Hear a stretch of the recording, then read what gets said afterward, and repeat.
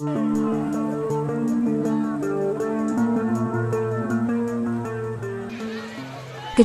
lalu lintas yang terjadi di Kelurahan Messawa, Kecamatan Messawa, Kabupaten Mamasa, Sulawesi Barat mendapat perhatian dari Basarnas Mamuju.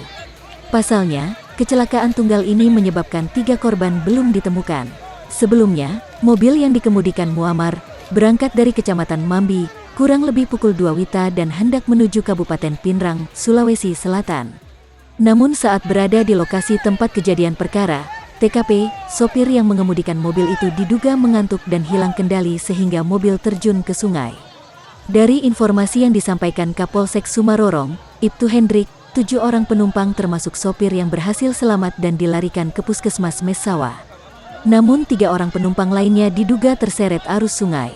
Masih ada 3 penumpang yang belum didapat, 2 anak-anak dan 1 orang tua, sambungnya. Hingga hari kedua pencarian pasca kecelakaan, tim SAR gabungan dari Basarnas Mamuju, TNI Polri, BPBD Mamasa, masyarakat dan komunitas pencinta alam masih belum menuai hasil.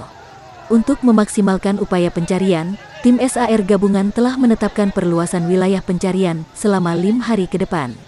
Sementara mobil yang sempat tenggelam di sungai sudah berhasil ditemukan dan dalam proses evakuasi.